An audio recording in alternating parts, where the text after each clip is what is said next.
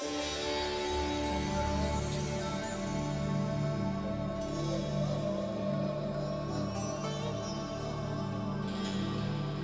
Hi guys, நான் உங்களிடத்துலேருந்து அந்த பாணி. சரி, நம்மளுடைய 50 காப்பியங்கள் ஒன்றான சீவக சிந்தாமணி அப்படின்னு சொல்லக்கூடிய நூலை வந்து தொடர்ந்து பார்த்துட்டே வந்துருக்கோம். ஸோ முந்தைய பதிவில் என்ன பார்த்துருந்தோம்? அரசனுடைய ஆணிரைகள், அதாவது பசுக்கூட்டங்களை வந்து இடையர்கள்ட்டிருந்து வேடுவர்கள் கவர்ந்து எடுத்துகிட்டு போயிடுறாங்க. ஸோ இடையர்கள் வந்து முடிஞ்ச அளவுக்கு போராடி பார்க்குறாங்க, அவங்களால முடியல. அவர்கள் வந்து அரசரான கட்டியங்காரன்கிட்ட வந்து இந்த மாதிரி செய்தியை சொல்கிறதுக்கு வர்றாங்க. வந்து அந்த ஊருக்குள்ளே நுழைஞ்சோடனே அவர்களுடைய அந்த வருத்தத்தை அப்படியே ஊர் மக்கள் சொல்ல கேட்க வந்து இவர்கள் அந்த புழம்பி அழுக, இதை கேட்ட அந்த அரண்மனையினுடைய வாயிற்காவலன் அரசர்கிட்ட போய் இந்த செய்தியை சொல்கிறார். ஸோ அதற்கு அப்புறம் என்ன ஆகுது அப்படிங்கிறதான் இன்றைக்கி நம்ம வீடியோவில் பார்க்க போகிறோம். ரைட், சரி. அப்போது அந்த வாயிற்காவலனுடைய உருவ அமைப்பு எப்படி இருக்குது அப்படிங்கிறத முதல் கொண்டு எழுதியிருக்காங்க பாருங்கள். சிவந்த கண்களை உடையவும் நல்ல நெருங்கிய மயிருடைய தோள்களை உடையவரும் கொஞ்சம் கூட அந்த சுருக்கு விழுந்த அந்த சிவந்த முகத்தை உடைய வயதான தோற்றத்தை உள்ள அந்த சிவந்த முகத்தை உடையவரும் கொடிய பார்வை உடையவரும் குப்பாயம் அணிந்த வாயிற்காவலன் வந்து அப்படி அரசர்கிட்ட அந்த ரிப்போர்ட் பண்ணும்பொழுது கட்டியங்காரனான அரசர் பார்ப்பதற்கு எப்படி இருந்தாரோ அந்த செய்தியை கேட்டோன்னே அப்படியே அந்த கண்ணிலிருந்து ஏதோ அந்த நெருப்பு கனலே அப்படி வெளியே வந்துடும் போல் அளவுக்கு அவ்வளோ கொடுமையான அவ்வளோ கோபத்தோடு அந்த கண்கள் இருக்க, தன்னுடைய கையில் இருக்கக்கூடிய செழுங்கழி நீர் பூவை வந்து அந்த கோவத்தில் அப்படியே பிச்சு துண்டு துண்டாக தூக்கி வீச, ஏதோ யமதர்மனே வந்து கட்டியங்காரனுடைய உருவ அமைப்பில் இங்கே வந்து உட்கார்ந்துட்டாரோ அப்படின்னு சொல்லக்கூடிய அளவுக்கு பயமான ஒரு தோற்றத்தை இருக்கக்கூடிய உருவ அமைப்போட கட்டியங்காரன் அங்கே இருக்க, தன்னுடைய படை பரிவாரங்கள் எல்லாத்தையும் கூப்பிடுறார். காற்றை விட துரிதமாக சென்று நீங்கள் வந்து அந்த ஆணிரைகளை மீட்டெடுத்துட்டு வரணும் அப்படின்னு சொல்லக்கூடிய ஆணையும் பிறப்பிக்கிறார். உடனே அவர்கள் வந்து அந்த படையை வந்து திரட்டுறாங்க. எந்த மாதிரி படைகள் அப்படின்னு சொன்னால் 4 படைகளை திரட்டுறாங்க. எப்படி அப்படின்னு சொன்னால், ஒரு மழை மேகம் எப்படி இருக்கும், நல்லா அப்படி கருமையாக இருக்கும் பார்த்தீங்களா, அந்த கருமையான நிறத்திற்கு ஒத்த கதுப்புகள், யானைக்கு வந்து இந்த மதநீர் அப்படிங்கிறது இந்த காது பக்கம் அப்படி வழியும். ஸோ அந்த மாதிரி மதநீர் வழிஞ்சு இருக்கக்கூடிய நல்ல ஒரு வலிமை வாய்ந்த யானைப்படை 1, நல்ல வலிமையான குதிரைகள் பூட்டிய தேர்ப்படை 2, நல்ல அழகான பிடரி மயிர் உள்ள குதிரைப்படை 3, அதற்கு கூட வந்து காலாட்படை. ஸோ இந்த 4 படைகளுமே பார்த்தீங்க அப்படின்னு சொன்னால் நல்ல தோல்வாரால் செய்யப்பட்ட முரசு முழங்க, சுரித்த சங்குகள் ஒலிக்கவும், அந்த ஏதோ அந்த மலைமேகங்கள் எப்படி இப்படி வரிசை அப்படி போயிட்டு இருக்கு தெரியுமா, அதுபோல் இந்த 4 படைகளுமே வந்து அப்படியே நிலத்தில் நடந்து போகும்பொழுது அந்த நிலமே அப்படியே ஒரு செகண்ட் அதிர்ந்துகிட்டே இருந்துதான். ஸோ இந்த ஆணிரைகளை மீட்பதற்காக இந்த படை பரிவாரங்கள் போகிறாங்க, காட்டுக்கு போகிறாங்க. வேடுவர்கள் இவர்கள் வருவாங்க அப்படின்னு சொல்லி ரெடியாக தான் இருக்காங்க. ஸோ வந்தோடனே போர் அப்படிங்கிறது ஆரம்பிக்குது. இந்த போர் எப்படி இருக்குது அப்படின்னு சொன்னால், கடலுக்குள்ளே வந்து இந்த காற்று அடிக்கும் பொழுது அந்த காற்று அடித்ததுனால எப்படி அந்த அலை வந்து இப்படி மேலோங்கி வரும், அதுபோல் அரசனுடைய அந்த படை பரிவாரங்கள் மேலே வேடுவர்களுடைய அம்பு மழை அப்படியே பொழியுதான். வெண்சங்கு முழங்கவும் ஊதுகொம்பும் துடிப்பறையும் ஒலிக்கவும் ஒரு பக்கம் அப்படியே வளைச்சு நின்று அந்த அரசனுடைய படையை வந்து அப்படியே அந்த வேடுவர்கள் வந்து ஒரு பக்கமாக அப்படியே வளைச்சு ஒரு கார்னர் பண்ணிட்டாங்க. அப்படியே ஒரு பக்கமாக வளைச்சு நின்றவர்கள் மேலே அந்த போரை தாக்கும் பொழுது அது பார்க்குறதுக்கு எப்படி இருந்ததுன்னா, ஏதோ இரவுக்கும் பகலுக்கும் தான் ஏதோ மனஸ்தாபம் வந்து ரெண்டும் சண்டை போட்டுக்குது அப்படிங்கிற மாதிரி ஒரு அமைப்பில் இருந்து தான், ரெண்டும் ஈக்குவலாக இருக்காங்க அப்படிங்கிற மாதிரி ஒரு அமைப்பில் அந்த இடத்துல இருக்க, நல்ல வளைந்த வில்லை உடைய வேடுவர்கள் வந்து அந்த அம்பை எய்யும் பொழுது இந்த மற்போர், அது குஸ்தி போடுறாங்க இல்லைங்களா, மற்போரில் நல்ல கைதேர்ந்த வீரர்களுடைய மார்பில் போய் அந்த அம்பு இப்படி குத்தி நிற்க, அப்படிப்பட்ட அந்த நல்ல வளைந்த அந்த வில்லை உடைய அந்த வேடுவர்கள்கிட்ட போய் அரசனுடைய அந்த சோடு இருக்கு இல்லையா, ஸோ வாள் ஏந்தி வீரர்கள் அந்த வில்லை வந்து வெட்டி உடைக்கிறாங்க.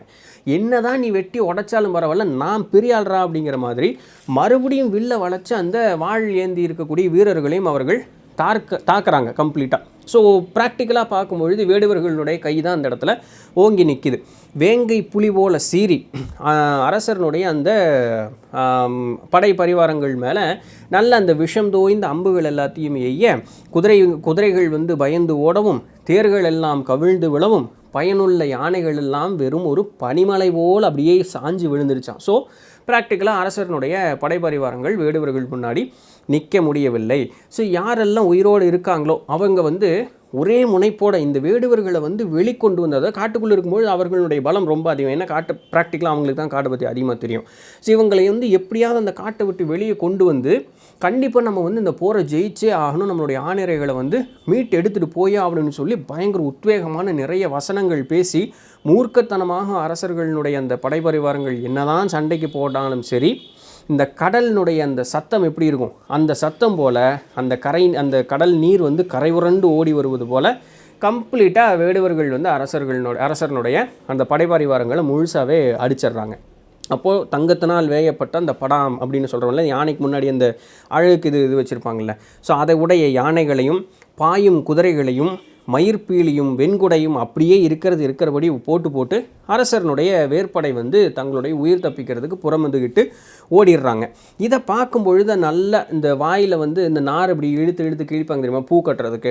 ஸோ அதுபோல் கிழித்து முல்லை மலர்களை கோத்து தங்களை மாலையாக போட்டிருக்கக்கூடிய அந்த ஆயர்கள் உள்ளென்ற சத்தத்தோட, ஐயோ அப்படிங்கிற நம்ம சொல்கிறோம்ல, அந்த மாதிரி உள்ளென்ற சத்தத்தோட அரசர்கிட்ட ஓடி வந்து நடந்த ஒரு நிகழ்வை சொல்லவும், கட்டியங்காரன் இதை கேட்டு என்னடா இப்படி ஆகிப்போச்சு அப்படின்னு சொல்லி பயங்கர சோகமாக அப்படி வந்து உட்கார்ந்துட்டு இருக்கும் பொழுது புறமுதுகில், அது வந்து ஒரு இழுக்கான ஒரு நிகழ்வு. ஸோ முதுகில் வந்து வேடுவர்களுடைய அம்பு தைத்து இருக்கக்கூடிய வீரர்கள் வந்து ஓடி வந்து இந்த மாதிரி எங்களால் முடியலைங்க, அவன் போட்டு பொழந்துட்டாங்க அப்படிங்கிற மாதிரி அந்த செய்தியை சொல்ல, என்ன பண்ணுறது அப்படின்னு தெரியாமல் அரசரும் அங்கே சோகமாக அமர்ந்திருக்கும் பொழுது ஆயர்குல தலைவனான நந்தகோன் ஒரு முரசையை அறிவிக்கிறார். என்ன முரசை அறிவிக்கிறார் அப்படின்னு சொன்னால், இதுபோல் இந்த ஆணிரைகளை வந்து வேடுவர்கள்ட்டிருந்து மீட்டெடுத்து கொண்டு வருபவருக்கு நல்ல வாழ்போல நீண்டு வளைந்து இருக்கக்கூடிய கண்களை உடையவும் பொன்போல மேனி பொலிவு உடைய பூங்கொடி போன்ற என்னுடைய பெண்ணை உங்களுக்கு பரிசாக தருகிறேன். ஸோ பரிசனை இன்றைக்கி யூஸ் பண்ணி எனக்கு போர் அடிக்குதுன்னு சொல்லி தூக்கி போகிறவர்களுக்கு கல்யாணம் பண்ணி வைக்கிறேன் அப்படின்னு சொல்லிட்டு, சரிங்களா. ஸோ அப்படி வந்து மீட்டு கொண்டு வருபவர்களுக்கு என்னோடய பொண்ணு வந்து நான் கட்டி வைக்கிறேன், ஸோ இதுதான் உங்களுக்கு பரிசு அப்படின்னு சொல்லி அறிவிக்கிறார். ஆனால் அங்கே இருக்கக்கூடிய வீரர்களுடைய மனசில் என்ன இருக்குது அப்படின்னு கேட்கும்பொழுது, இவ்வளவு வலிமை வாய்ந்த அரசனுடைய பறவையே அங்கே போய் புறமுதுகிட்டு ஓடி வரக்கூடிய அளவுக்கு இங்கே ஒரு நிலைமை ஆகிப்போச்சு. நந்தகோனுடைய பொண்ணு வந்து அழகான பொண்ணு, அதெல்லாமே சரிதான், அதெல்லாம் எந்த குறையும் சொல்கிறதுக்கெல்லாம் இல்லை. இருந்தாலும் அரசர் படையே அங்கே போய் நாலு சாத்தை வாங்கிட்டு வந்துட்டாங்க. நம்ம போய் எங்கே போய் அதை வந்து இது பண்ணுறது, நந்தகோனுடைய புள்ள கிடைக்கலனாலும் பரவாயில்லைங்க, உயிர் உழைச்சா போதும் அப்படின்னு சொல்லிட்டு எந்த வீரர்களும் போவதற்கு அஞ்சி நடுங்கி இருக்கும் பொழுது, நல்ல அழகிய பெண்கள் தங்களுடைய கண்களை ஒருத்தன் மேலே இருந்து அப்படி எடுக்காமல் அவனை மட்டுமே பார்த்துட்டு இருக்கக்கூடிய அளவுக்கு மிகுந்த அழகுடையவனும் நல்ல வலிமையாக திறமையாக தேர் செலுத்தக்கூடிய சீவகன் என்ன பண்ணுறான் அப்படின்னு சொன்னால், ஊருக்குள்ளே என்ன நடக்குது அப்படின்னு சொல்லக்கூடிய அந்த செய்தியை கேட்டு உணர்வதற்காக ஒரு ஆளை வந்து அனுப்பி வச்சுருக்கார். அப்போ அனுப்பி வச்ச அந்த ஆள் வந்து அங்கே உள்ளே போய் எல்லா விஷயங்களையும் கேட்டு தெரிஞ்சுட்டு சீவகன்ட்டு ரிப்போர்ட் பண்ணுறக்கு வரும்போது, சீவகன் அங்கே என்ன பண்ணிகிட்டு இருக்காருன்னா, குதிரைக்கு வந்து இந்த பயிற்சி, இப்போ நம்ம இந்த தடைகள் எல்லாம் அப்படி தாண்டும் தெரியுமா, கரெக்டாக இப்படி சுற்றி ஓடணும், குதிக்கணும். ஸோ அந்த மாதிரி பயிற்சிகள் எல்லாத்தையுமே குதிரைக்கு வந்து நல்லா பிடரிமயிர் செறிந்த, ஸோ அந்தளவுக்கு அந்த முடி வந்து இப்படி அழகாக இருக்குது அந்த குதிரைக்கு. ஸோ அந்த குதிரைக்கு வந்து அப்படியே பயிற்சி கொடுத்துட்டு இருக்கும் பொழுது இங்கே வந்து என்ன நடந்தது, ஊர்படும் துன்பத்தை வந்து அந்த ஆள் வந்து இங்கே நடக்கக்கூடிய இன்ஃபர்மேஷன்லாம் சொல்லும்பொழுது சீவகனுக்கு அப்படியே மனசு பொறுக்க மாட்டேங்குது. அதாவது நான் கொண்ட புகழும் நான் கொண்ட வீரமும் அயலான் வசம் போயிடுச்சே அப்படின்னா என்ன, நான் கொண்டதுன்னா சீவகன் அங்கே நேரில் போய் போரிடல, ஆனால் இந்த மண்ணினுடைய ஒரு இழுக்காய் போச்சுல்ல. நாளைக்கு வந்து சொல்லுவான்ல, அந்த ராசமாபுரத்துலேருந்து வந்தாங்க, ஏன் ஒன்றுத்துக்கு லாய்க்கில்லாத பசங்க அப்படின்னு சொன்னால், ஊர் அப்படிங்கிறது வந்து எல்லோரும் சேர்ந்தது தான் ஊர்.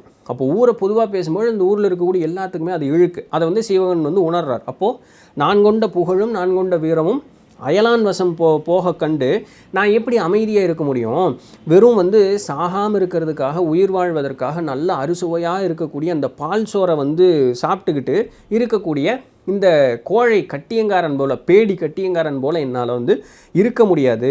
நம்ம வந்து நல்ல ஒழுக்கங்களையும் குழந்தைகளையும் துறவிகளையும் பெண்களையும் பார்ப்பரையும் காப்பாற்றணும், அவர்கள் படும் துன்பத்திலிருந்து அவர்களை நீக்கி அவர்களை வந்து நல்வழிப்படுத்தி அவர்களை காப்பாற்றணும். அப்படி இல்லைன்னா இந்த கோழை கட்டியங்காரன் போல தான் நானும் ஆயிடுவேன். இதை வந்து என்னால் ஏற்றுக்கவே முடியாது. ஆணிரைகளை மீட்டெடுப்பது என்னுடைய கடமையாக நான் எடுத்துக்கொள்கிறேன் அப்படின்னு சொல்லிட்டு சீவகன் வந்து இப்போ போருக்கு போகிறக்கு ரெடி ஆகிறாருங்க. ஸோ கம்ப்ளீட்டாக வந்து சீவகன் போருக்கு செய்ய வேண்டிய ஆயத்தமான வேலைகள் எல்லாத்தையுமே செஞ்சிடறார். நல்ல அழகாக தேர்ந்தெடுக்கப்பட்ட அந்த ஒரு குதிரையை தேரில் பூட்டி தேரெல்லாம் சரி செஞ்சு நல்ல வளைந்த வில்லையும் தேர்ந்தெடுக்கப்பட்ட கணைகள் அப்படின்னு சொன்னால் அம்புன்னு அர்த்தம், ஆரோஸ் இருக்கு இல்லையா, தேர்ந்தெடுக்கப்பட்ட கணைகளையும் தன்னுடைய தேரில் பூட்டி அந்த தேரை செலுத்தினது எப்படி இருந்தால் பார்க்குறதுக்கு நல்ல கரிய அந்த மழை மேகத்தில் வந்து அந்த மின்னல் வெட்டுனது எப்படி இருக்கும் அதுபோல் அப்படி ஜொயின்னு போயினாராம். அவ்வளோ ஃபாஸ்ட்டாக வந்து அந்த தேரை வந்து செலுத்தி போகும்பொழுது அந்த தேர் ஓடக்கூடிய அந்த ஒரு வேகத்துலேயும் அந்த குதிரையினுடைய குழம்புனா கால் இப்படி இருக்குது பார்த்தீங்களா, அந்த குதிரைக்கு அந்த குதிரையினுடைய குழம்பு இப்படி கீழே பட்டு ஓடும்பொழுது அந்த தெரிக்கக்கூடிய அந்த புழுதி இருக்குல்ல, அது அப்படியே மேலே சூரியனையே மறைச்சு நின்றுச்சான். ஸோ அந்தளவுக்கு அந்த தேர் ஓடுறதும் அந்த குதிரை ஓடுறதுனுடைய அந்த வேகமும் வீரமும் அந்த அளவுக்கு இருந்துதான். அப்போது இது எப்படி ஒரு ஓமை பாருங்கள். நல்ல நெய் பூசிய வாள் போன்ற, அப்போது நெய் பூசின வாள் எப்படி இருக்கும், மினு இருக்கும், நல்ல அப்படி கூறிய வாள் போல். ஸோ நெய் பூசிய வாள் போலும் கண்களை உடைய மகளிர் தன்னுடைய காதலனை பார்க்கும் பார்வை, அந்த பொண்ணு எப்படி தன்னுடைய காதலனை பார்த்து அப்படியே ஊசி மாதிரி பார்த்துட்டே இருப்பாள், அவளுடைய கவனம் சுற்றி எங்கேயுமே இருக்காது. அதுபோல் அந்த கவனம் ஒரே நிலைப்பட்டு அது வேற எங்கேயுமே போகாது. வெச்ச கண் பார்த்த மாதிரி அந்த பொண்ணு வந்து தன்னுடைய காதலனை பார்த்துட்டே இருந்திருப்பாள். அதுபோல் வெச்ச குறி ஒரு அணு அளவும் தப்பாது அம்பு எய்யக்கூடிய திறமை உடைய அந்த சீவகனும், அந்த சீவகனுடைய திறமை அதில் மட்டும் இல்லை, எப்படி வேணாலும் வளைச்சி அழகாக வந்து அந்த தேரை செலுத்தக்கூடிய மிகுந்த திறமை வாய்ந்த அந்த சீவகன் நம்மோடு போர் புரிவதற்காக வந்துக்கிட்டு இருக்கான். இந்த நேரம் போர் புரிவதற்கான நேரம் அல்ல, இங்கே இருந்தது போதும், நம்ம சீக்கிரமாக இங்கிருந்து கிளம்பணும் அப்படின்னு சொல்லி முன் ஒரு தடவை பறவை சொல்லிச்சு அப்படின்னு சொல்லி அந்த குறி சொன்னால ஒரு நிமித்தகன், அந்த நிமித்தகன் சொல்ல அங்கே இருக்கக்கூடியவர்கள் வந்து எப்படி முன்னாடி கேட்கலையே இந்த தடவையும் அவர்கள் வந்து கேட்கறதுக்கு விருப்பப்படலாம். அவங்க என்ன சொல்கிறாங்க அப்படின்னு சொன்னால், முதலையினுடைய பலம் தண்ணீரில் தான், அந்த முதலையை வந்து தண்ணியிலேயே வந்து தோற்கடிக்கிறது அப்படின்னு சொல்லி யாருனாலையுமே முடியாது. அதுபோல் நம்மளுடைய பலம் இந்த காடு தான், இந்த காட்டுக்குள்ளே நம்மளை வந்து எவன்டா தோக்கடிச்சிருவான் அப்படிங்கிறத நான் பார்த்துட்றேன் அப்படின்னு சொல்லி இந்த பசு கூட்டத்தை நாங்கள் விட முடியாது அப்படின்னு சொல்லக்கூடிய வைராக்கியத்தோட வேடுவர்கள் இருக்காங்க. எப்படி இருக்கான், பசியோடு இருக்கக்கூடிய பாம்பு தன்னுடைய இறையை பிடிச்சி அந்த இறை திமிருனாலும் அந்த பாம்பு விடாது தெரியுமா, அதுபோல் என்ன நடந்தாலும் பார்த்துக்கலாம் அப்படின்னு சொல்லிட்டு வேடுவர்கள் வந்து பயங்கர தைரியத்தோடு அந்த பசுக்கூட்டத்தை வந்து விடாமல் அப்படி வந்து பிடிச்சிக்கிட்டே இருக்காங்களாம். அப்போ கடல் போல் நல்ல அந்த படைகள் வந்து இப்படி கடல் போட படை வந்தாலும் சரி, சீவகன் வந்து வர்றார், சீவனை பார்த்துட்டாங்க, வேடுவர்களும் வந்து இங்கே தாக்கிறதுக்கு தயாராக இருக்காங்க. ஸோ ஒவ்வொரு தடையும் வரும்போது இந்த முரசு கூட்டுவாங்க, ஏன்னா அந்த ஒரு பயத்தை உண்டு பண்ணுறதுக்கு உண்டான அந்த ஒரு இது.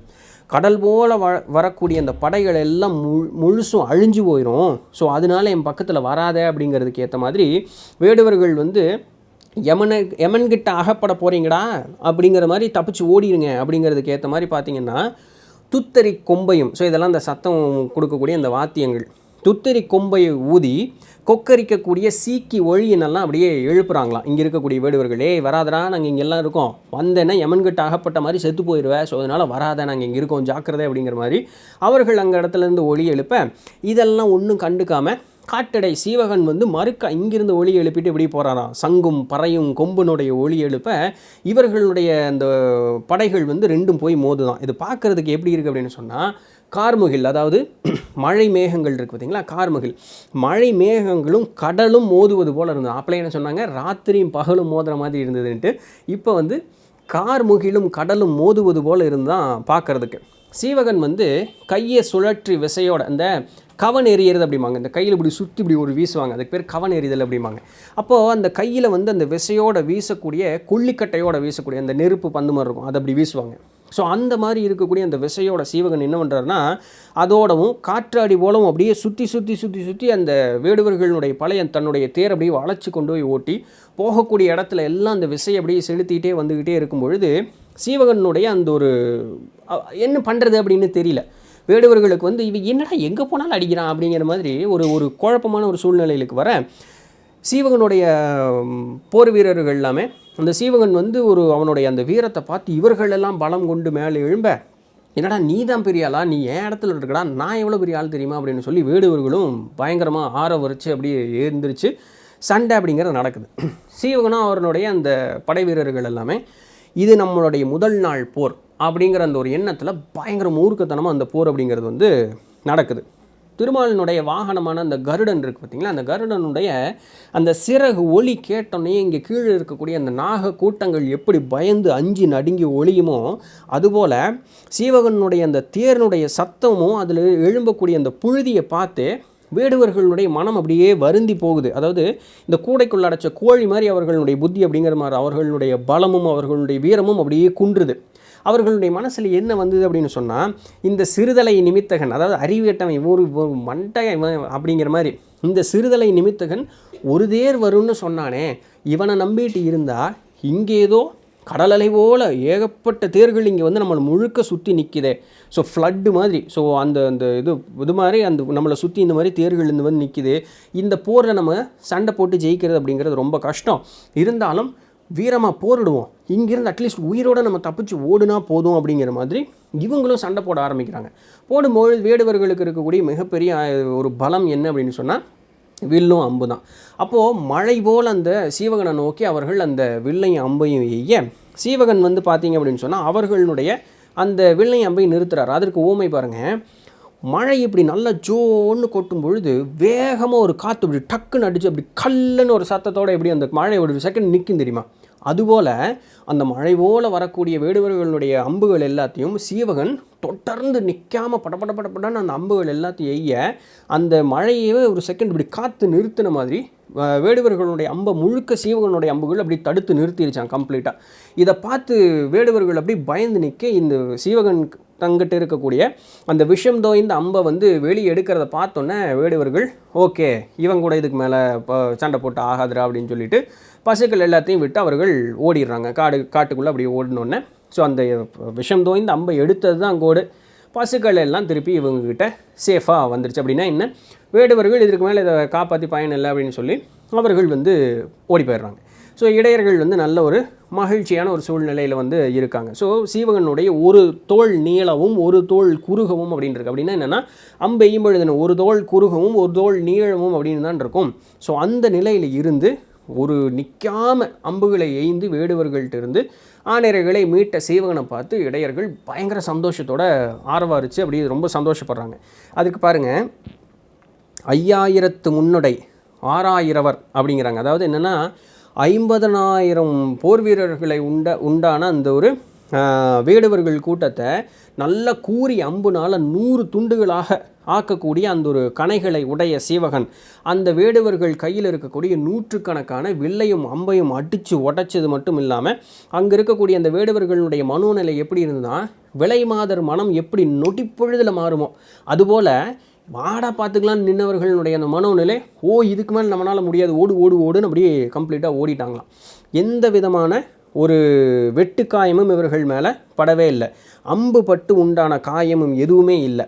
எப்படி திருமால் வந்து ராகு பகவான்கிட்ட இருந்து அந்த சந்திரனை மீட்டு எடுத்துகிட்டு வந்தாரோ அதுபோல் நல்ல அந்த தோளில் வந்து வலுவான அந்த வில்லு தொங்கி இருக்கக்கூடிய நல்ல பலம் வாய்ந்த சீவகன் வந்து முழுமதி போல் இப்படி வளர்ந்திருந்து அழகாக அந்த முழுமதி அப்படியே வளர்ந்து வந்துக்கிட்டே இருக்கும்ல, அதுபோல் இருக்கக்கூடிய சீவகன் வேடுவர்கள்ட்டிருந்து அந்த ஆணையர்களை மீட்டு கொண்டு வர்றார் அப்படின்னு சொல்லி. ஸோ எந்த பக்கமும் போத் சைட்ஸ் எந்த லாஸும் இல்லை, யாருமே வந்து சாகலாம் இல்லை. முன்னாடி தான் பார்த்தீங்கன்னா அரசனுடைய படவே முழுசாக அவுட்டு, எஞ்சி இருக்கவங்க மட்டும்தான் பொழைச்சி வந்தது, புறமுதுகிட்டு ஓடி வந்தவங்க. ஆனால் இந்த தடவை பார்த்தீங்கன்னா இவங்க வந்து வேடுவர்களை கொல்லவும் இல்லை, வேடுவர்கள் இவர்களை முற்பட்டாலும் இவங்களுடைய திறமையின் காரணமாக இவங்களும் யாரும் சாகலை. ஸோ ஆன நோட் ஹாப்பி எண்டிங் தான் பாருங்களேன். ஸோ ரெண்டு பேரும் எந்த லாஸும் இல்லாமல் it was a happy ending for Seevagan, bad ending for வேடுவர்கள். ஸோ அந்த மாதிரி இது பண்ணிடுறாங்க. அவங்க எப்படி சொல்கிறாங்க அப்படின்னு சொன்னால், சீவகன் அங்கே பெருசாக ஒன்றும் கஷ்டப்படுறது அப்படிங்கிறதுக்கு உண்டான அவசியமே இல்லாதது போல் இருந்தது. தன்னுடைய கையில் இருக்கக்கூடிய அந்த வலுவான அந்த வில்லினுடைய அந்த நான் இருக்குல்ல, அந்த நரம்பு, அந்த நான் இப்படி சுண்டி விட்டு அந்த சத்தம் வரும்ல, அந்த சத்தத்தை கேட்டே வந்து வேடுவர்கள் பயந்து ஓடி போய் அந்த ஆணையர்களை வந்து விட்டுட்டாங்க. அவ்வளவு சூப்பராக இருந்தது அந்த போர். இது ஒன் சைடு போர் மாதிரி தான் இருந்தது ப்ராக்டிக்கலாக பார்க்கும்பொழுது. ஸோ இந்த மாதிரி இருக்கும்பொழுது மக்கள் ரொம்ப சந்தோஷமாக இருக்க இந்த செய்தி அரசனுடைய காதுக்கு எட்டுது. நான் கூட அரசர் கூப்பிட்டு பாராட்டு வரந்தாங்க நினச்சேன். ஆனால் அரசனுடைய மனோநிலை பாருங்கள், வாழ்பட்டு உண்டான புண்ணிலே வேல் தைத்து முறிந்தது போல. ஏற்கனவே வெட்டுக்காயம், அது மேலே மறுபடியும் ஒரு வேல் தைச்சா அதுவும் முறிஞ்சு வேற போச்சுன்னா என்ன பண்ணுறது, எடுக்கிறதே கஷ்டம். அதுபோல் தன்னுடைய வாழ்நாள் முடிவுக்கு வருவதை எண்ணி கட்டியங்காரன் சினம் கொண்டு சீறினான். ஏன்னா அரசனுடைய படை தோற்று போக ஒரு சாதாரண ஒரு வணிகனுடைய பையன் போய் ஜெயிச்சுட்டு வந்துட்டான். அப்போது இது வந்து தனக்கு எப்போ வேணாலும் மாறாக வந்து வர்றதுக்கு உண்டான சாத்தியக்கூறு அப்படிங்கிறது ஒன்று. ஏன்னா பிகாஸ் இதே தான் கட்டியங்காரனும் பண்ணினது அரசனான சச்சந்தன் மேலே. ஸோ அதே நிலை தனக்கு வர்றதுக்கு உண்டான நாளும் வந்துருச்சு அப்படிங்கிற மாதிரி ஒரு பயத்தில் கட்டியங்காரன் அப்படி சினம் கொட்டு பயங்கர சினத்தோடு இருக்க. ஆனால் நகர மக்கள் முழுக்க எந்த விதமான பிரச்சனையும் இல்லாமல் ஜாலியாக சந்தோஷத்தில் ஆரவாரத்தோட திளைச்சி அங்கே இடத்துல இருக்காங்க. ஸோ இது நடந்து முடிஞ்சிருச்சு. இனி என்ன ஆக போகுது, இனி அரசன் என்ன பண்ண போகிறார்? நந்தகோன் வந்து சொன்ன மாதிரியே சீவகனுக்கு வந்து தன்னுடைய மகளை திருமணம் செய்து வைக்க போகிறாரா, இல்லை இந்த திருமணத்தில் ஏதாவது குழப்பங்கள் வரப்போகுதா? ஸோ இந்த செய்திகள் எல்லாத்தையுமே அடுத்த பதிவில் வந்து நம்ம பார்ப்போம். ஸோ நாளை சந்திப்போம். அதுவரையும் தொடர்ந்து இருந்திருங்கள். நான் உங்களிடத்தில் நன்றி.